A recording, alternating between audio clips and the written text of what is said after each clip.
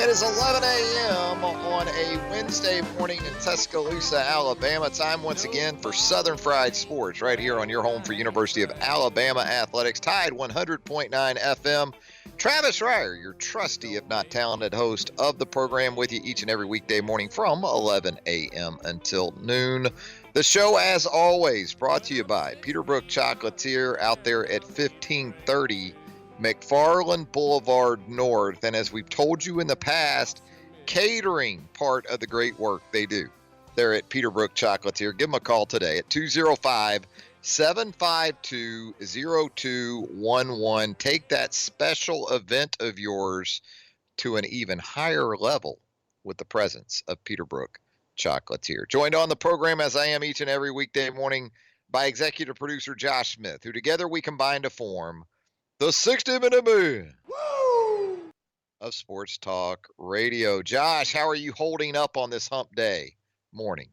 Hey, we're doing good over here, Trav. It's kind of like, I'm sure you've seen those, those kind of giant soccer balls that people inflate in themselves. We're not quarantining ourselves just like that yet, but we're getting prepped over here just in case. I figured maybe the people there at Town Square Media would have you locked into that producer's booth at this point.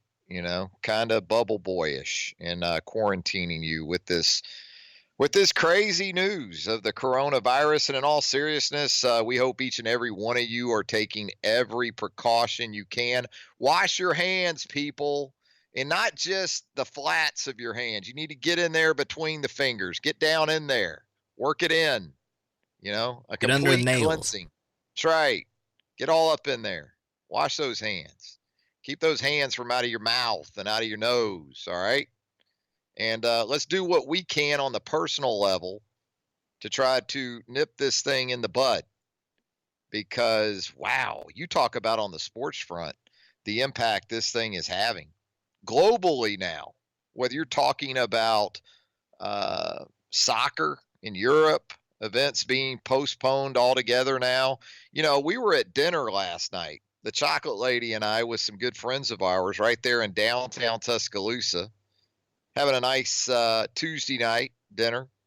And I get a text from the oldest daughter, and she is out in the Los Angeles area with the University of Hawaii women's basketball team for the Big West Conference tournament. And the early rounds for the women are being contested at Long Beach State University. And then the semifinals and the finals will be in Anaheim at the Honda Center coming up later in the week and into Saturday. Get a text from Savannah last night that says they just told us that no fans will be allowed into the buildings for the Big West tournament coming up. And not just in the early rounds at Long Beach State, but also at the Honda Center. And so sure enough, last night the women's side of the tournament got underway there at LBSU. And no fans. And we told you yesterday here on the show, the Ivy League had canceled the women's and men's tournaments altogether. Forget about fans, just no tournaments. And you hate it for the players especially, because what do we talk about so much this time of year? Why do you work as hard as you do as a basketball player? What do you ramp up toward?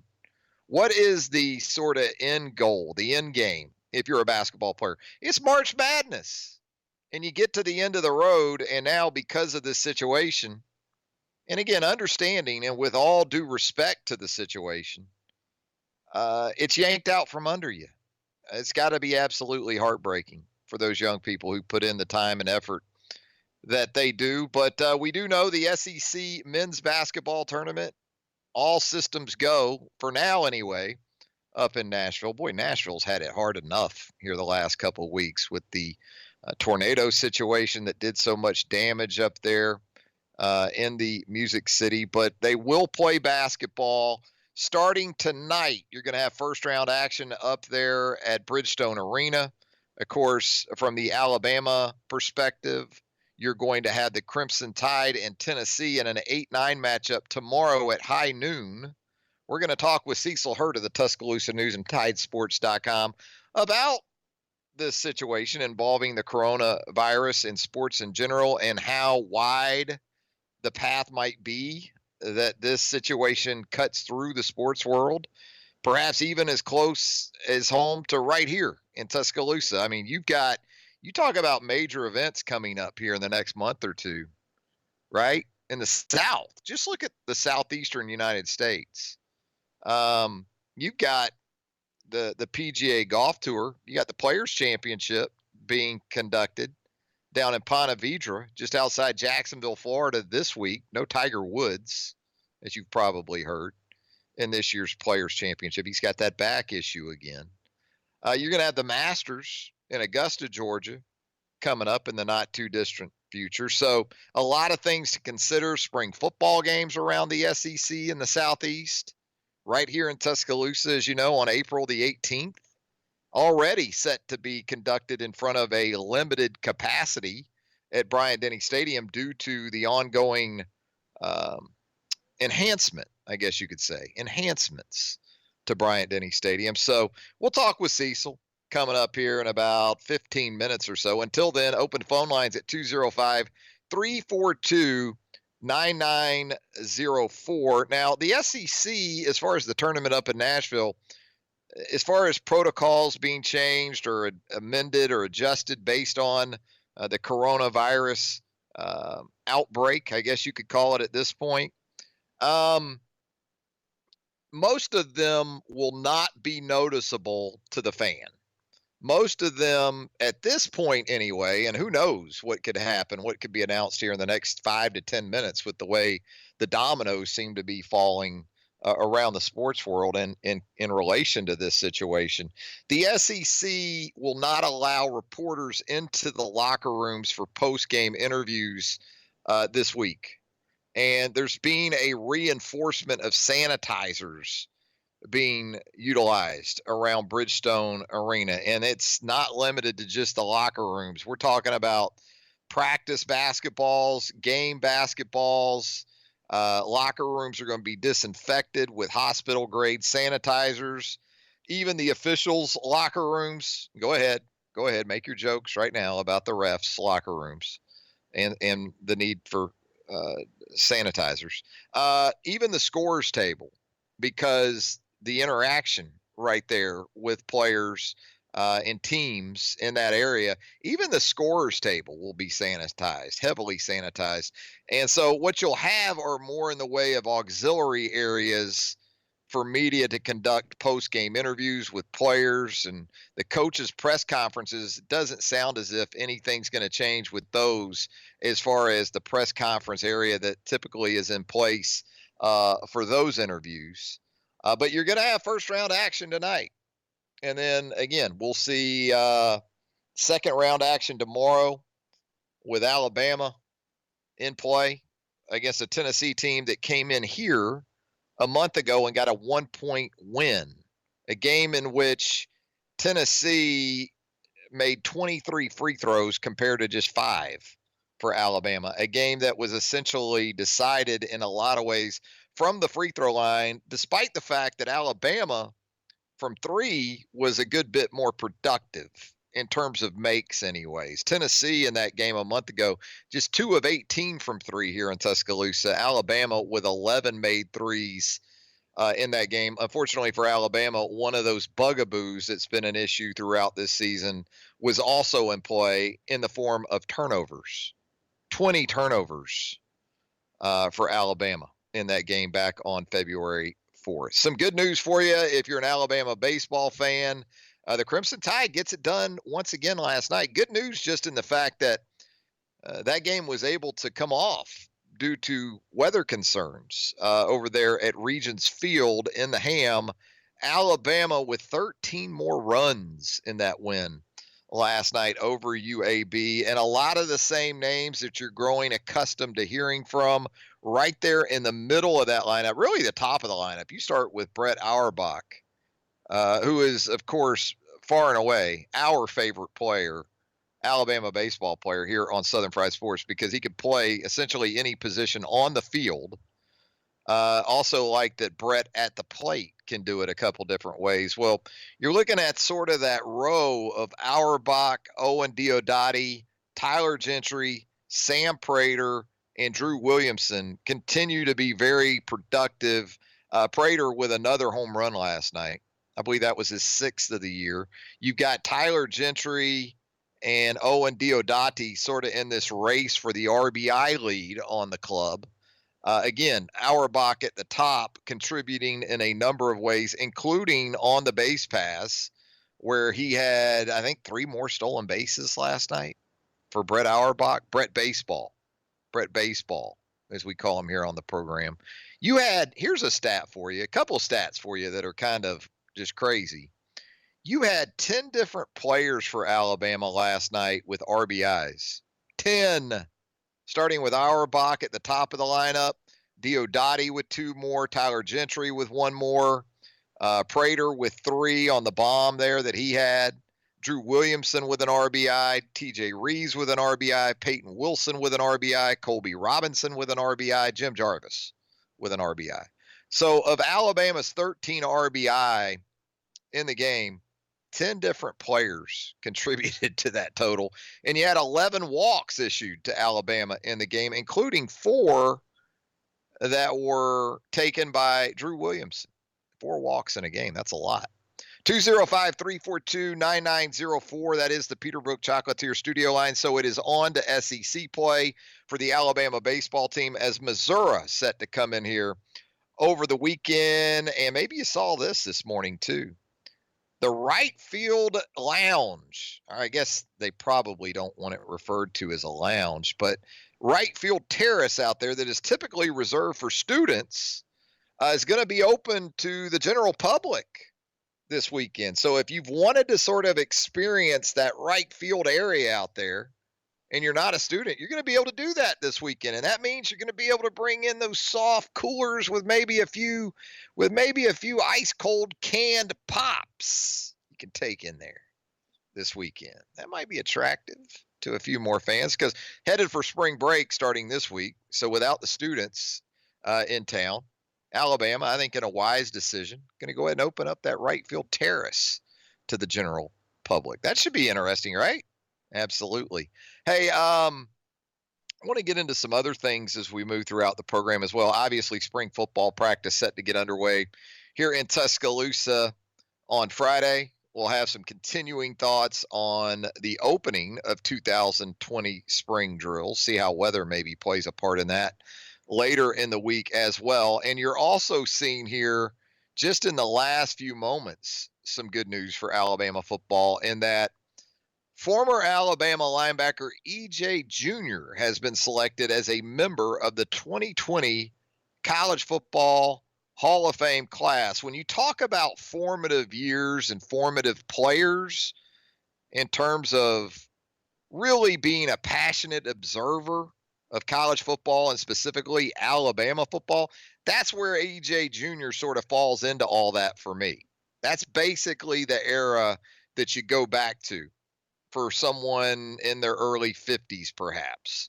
Your recollection of some of the greatness and the dominance of Alabama from a previous era. That's where E.J. Jr. comes into play, and E.J. going to go in to the College Football Hall of Fame as a member of that 2020 group. How about that? That's a nice honor for E.J. Jr. Pretty good NFL player in his own right, too. I believe E.J. in the NFL was with at the time, instead of the Arizona Cardinals, the St. Louis Cardinals at the time. I may need to check on that. Kind of going off the top of the it was head. the St. Louis Cardinals. Yeah, St. Louis Cardinals. Jim Hart used to be your quarterback back in the day there in St. Louis. He was part of the St. Louis/Phoenix Cardinals from 81 to 88, Miami Dolphins from 89 to 91, the Bucks in 92, and then wrapped up his NFL career, which included 2 Pro Bowl appearances for E.J. Jr. with the Seattle Seahawks in 1992 and 1993, a product of Maplewood Comprehensive High School in Nashville, Tennessee, Mr. E.J. Jr., who you can now refer to as a college football Hall of Famer. Going to step aside for our first break. When we come back, Cecil Hurt of the Tuscaloosa News and TideSports.com will join us on a Wednesday edition of Southern Fried Sports presented by Peterbrook Chocolatier here on Tide 100.9 FM right after this. It's been a long off season. Tide 100.9 FM. Travis Reier, senior analyst for BamaOnline.com with you each and every weekday morning from 11 a.m. until noon. Time to head to the Peterbrook Chocolatier studio line where we'll check in with our good friend Cecil Hurt of the Tuscaloosa News and TideSports.com. Cecil, how are you doing on this Wednesday morning? Good, Travis. How are you today?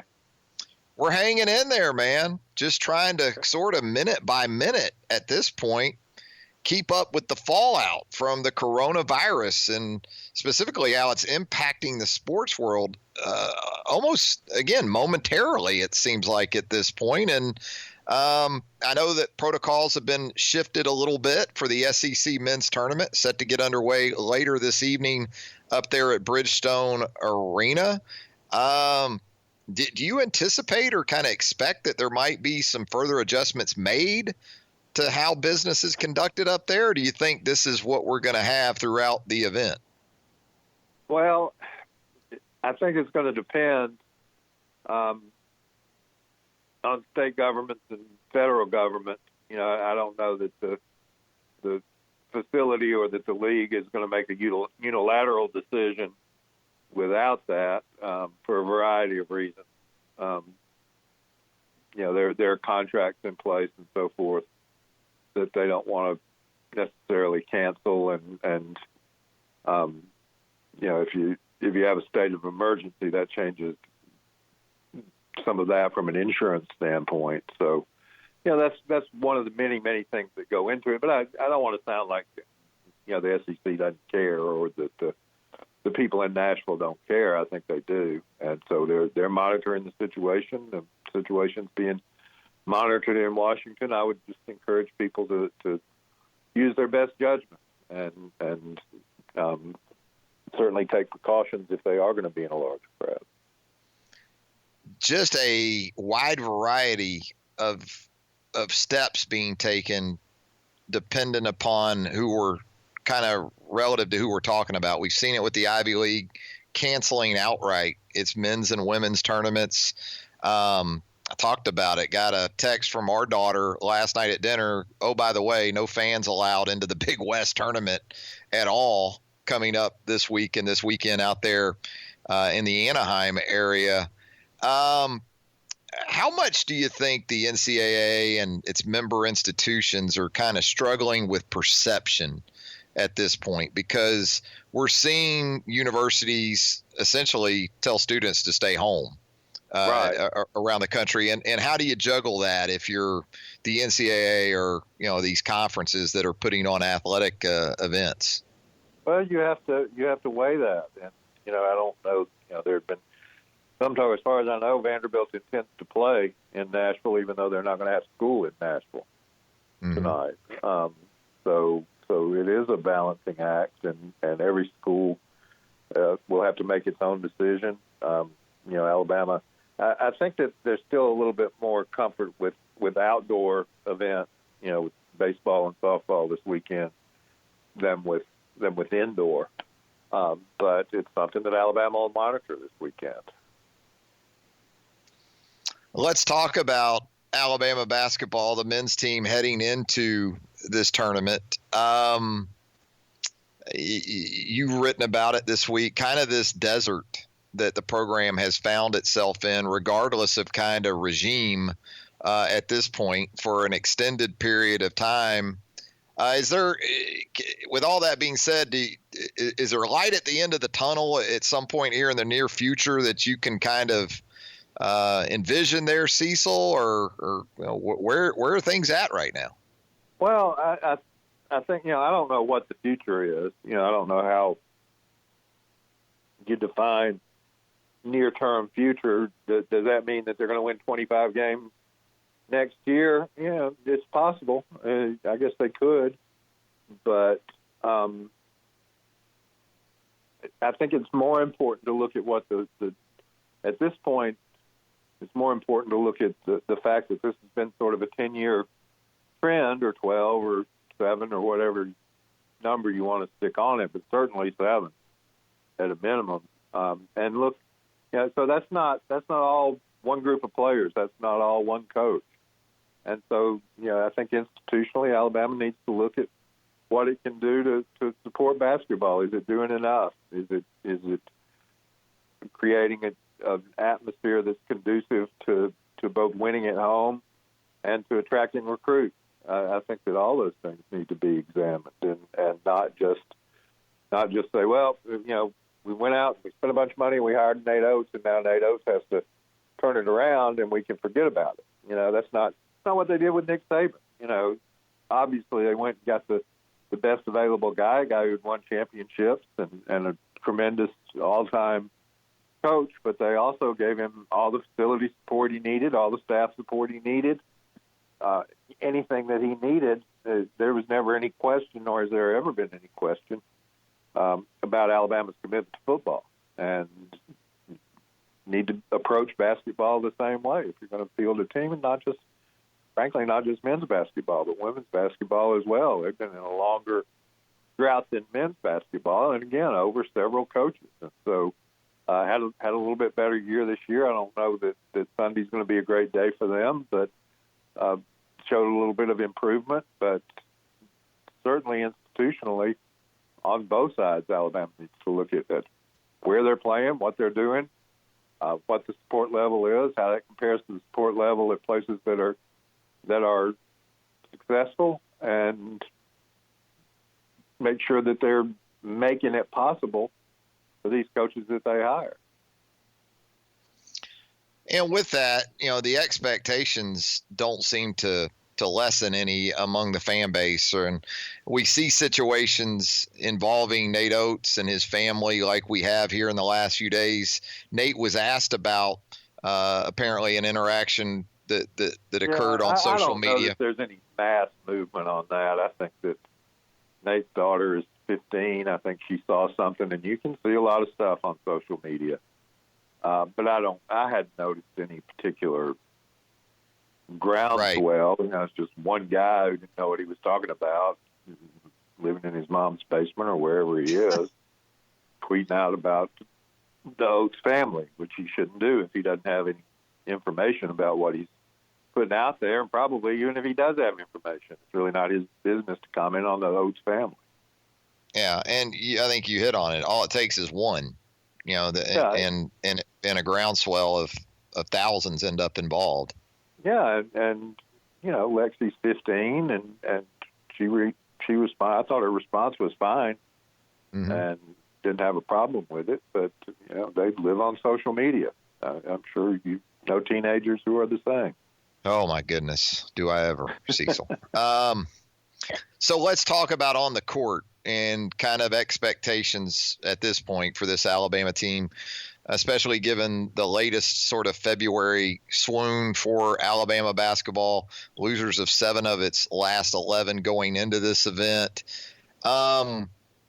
Do we still subscribe to the theory that with this team's potential to really go off from perhaps 3-point range, there's still a puncher's chance, at least in the second round game? They can beat anybody up there. They can beat Tennessee. They can beat Kentucky if things go right. But where the odds lessen a little bit is winning 4 in 4 days, because they're just not built for that. They're just not deep enough for that.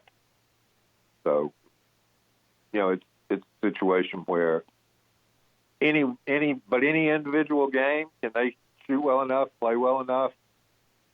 They've beaten the 2 seed, they've beaten the 3 seed, they've beaten the 4 seed. So certainly they can do that. Let's talk a little baseball here, Cecil. 16-1 Brad Bohannon's team through 17 games. We all know the great measuring stick is conference play in the SEC, unlike just about any league, perhaps any league in all of the sport. How much weight are we putting into that record, given what we know is coming up? Is this team really different compared to maybe some previous teams, in your opinion, Cecil, as it ventures into league play? Well, that's a hard question to answer.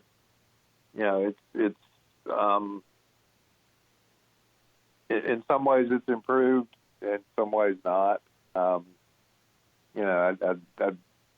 be interested specifically kind of which direction you're talking about. Well, just in terms of being legitimately competitive in SEC play this time around, when it's been a little bit of an issue. I mean, roster wide, when you look at this weekend pitching rotation, you got two freshmen who have been outstanding in non-league play. You've got a lineup that I talked about from last night. You had 13 RBI last night against UAB, and 10 different players contributed to that total. I guess just roster-wise, depth-wise, and all importantly, pitching-wise.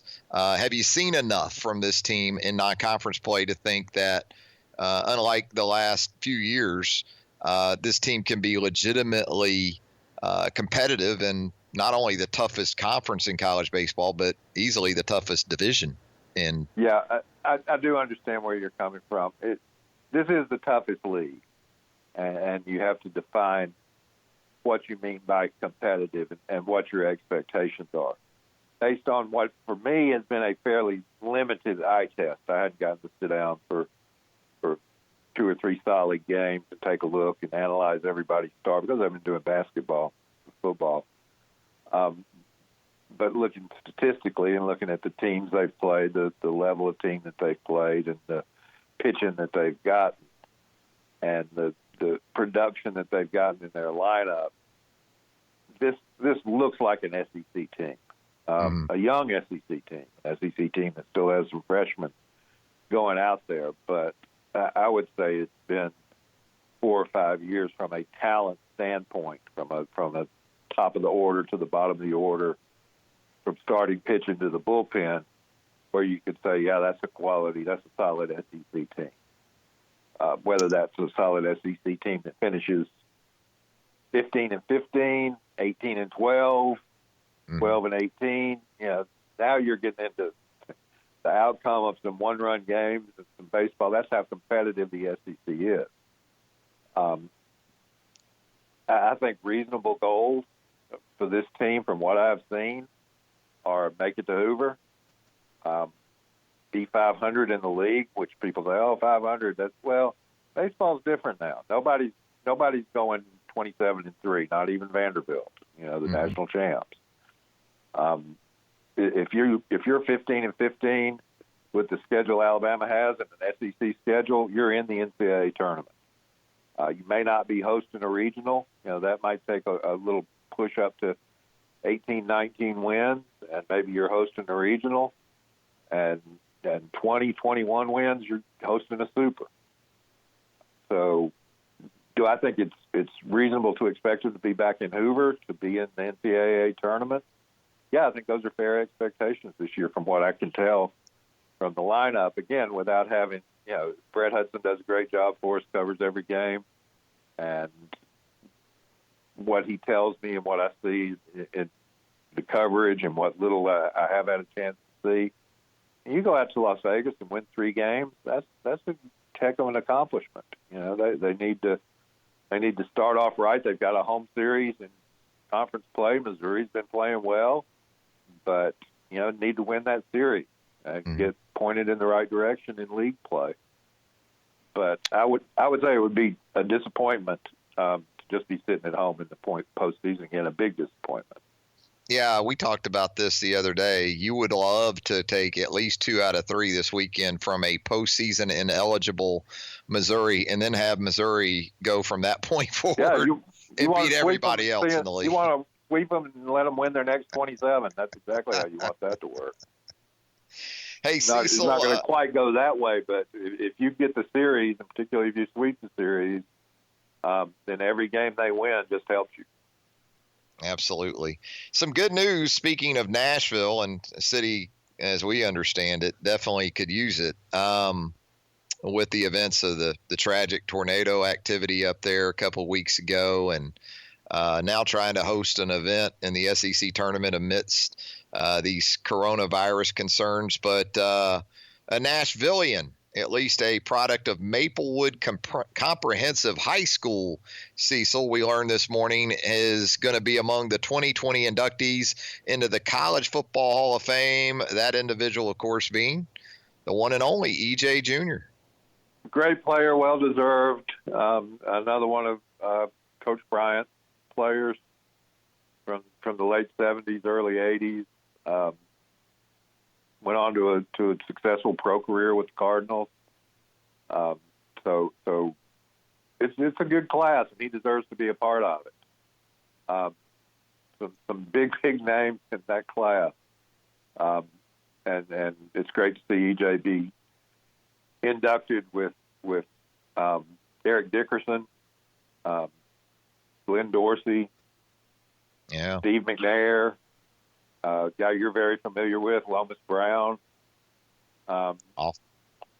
Just a really tremendous class, and EJ deserves to be in with them. So that'll be great for Alabama as those ceremonies continue, and EJ will be a fine representative. Speaking of linebackers, I'm guessing that'll be a focal point of yours when Alabama returns to the practice field on Friday to get 2020 spring drills underway, between the injury updates for guys like Dylan Moses and Josh McMillan and the continued development of Shane Lee, Christian Harris, and that's before you look to the outside where you got to replace guys like Anthony Jennings and Terrell Lewis. A lot to cover there, I guess, at the linebacker level when things get underway Friday. There is. I don't know how much, first of all. I would doubt you would see any real participation from Dylan or Josh. No need to risk their rehab. Be great to have them out there in some role and to know that they'll be available in the fall. But what you're looking for is the progress from the other guys, the younger guys that were in the rotation last year who had their ups and downs, whether it's Shane Lee, whether it's Christian Harris, whether it's Ali Cahoe. You're looking at those guys to see how they come along, and some of the early enrollees as well. And then you'll know that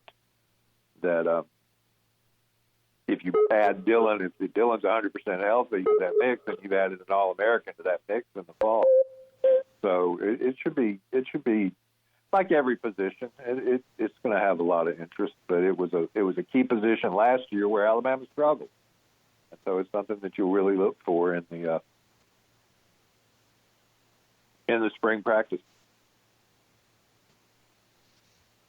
I guess too, such an influx of early enrollees at both outside and inside linebacker. Guys like Demoy Kennedy, Jackson Bratton, I would think inside, and then outside, a couple of 3-5 stars, and Chris Braswell, Will Anderson. I'll be interested to see exactly how they used it. So, I'll tell you what, you watch that guy's high school tape, either side of the ball, he was fantastic. Pretty good high school it would league be tough. too, yeah. Yeah, and playing over in Texas, and what he was able to do with the ball in his hands on offense, it makes it more than a little inviting, I would think, to the offensive staff to maybe jump on the table for Drew Sanders. But it looks like he's going to get his start on defense, and a guy that, when you talk about just athletic ability and upside, he certainly is one of those guys. How about Cecil, the offensive side of the ball? Obviously, quarterback going to dominate storylines throughout the 15 practices, but you still got a lot of production to replace there. A lot of production coming back at wide receiver, and how things sort of shake out. You look at the offensive line. There's on paper you're just replacing one guy, but I guess in the process of doing that, there could be a little bit of a domino effect. Yeah, and always about chemistry. It's always about chemistry on the offensive line.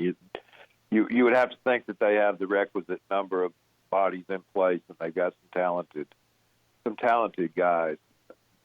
So the blocks are there, but you still have to have chemistry as a unit to be successful. Protect the passer, run the football. They've got the tools to do that. They've got the material to do that. So it'll be interesting to see, though, exactly where, they'll, as always in the spring, they'll put different guys at different places. A guy will be a guard one day, he'll be a tackle one day, or a center the next day. Just to have that versatility. You want to have that, you want to have worked that in case the situation arises in the fall where a guy's not just getting thrown in, having to do things that he's not seen before. And spring's the perfect time for him to use Landon Dickerson at center and at guard, or to use another guy, see if Evan Neal is going to be a guard or a tackle. It's time to this is the time to do those things, and be able to do them for a couple of days. Not and immediately everybody will ask Nick about it, and immediately he'll tell everybody, "Hey, we're looking at a lot of stuff," which he says every single spring. I think even reverting back to the defensive side of the ball, there's the potential for that in the secondary too. I don't know if we're talking about that enough with the loss of Xavier McKinney and Trayvon Diggs, and not just those guys, but Shaheem Carter at the star position. Nick likes to refer to it as experimentation, and I think back there, they've got. I don't know that you'll see offense, defense like they did with Trayvon Diggs early in his career, but I think you'll definitely see. They'll try and find out who the jack of all trades back there are, and who needs to be set at one position. So they've got some experience. They've got a guy who I think is a potential All-American to sort of build around.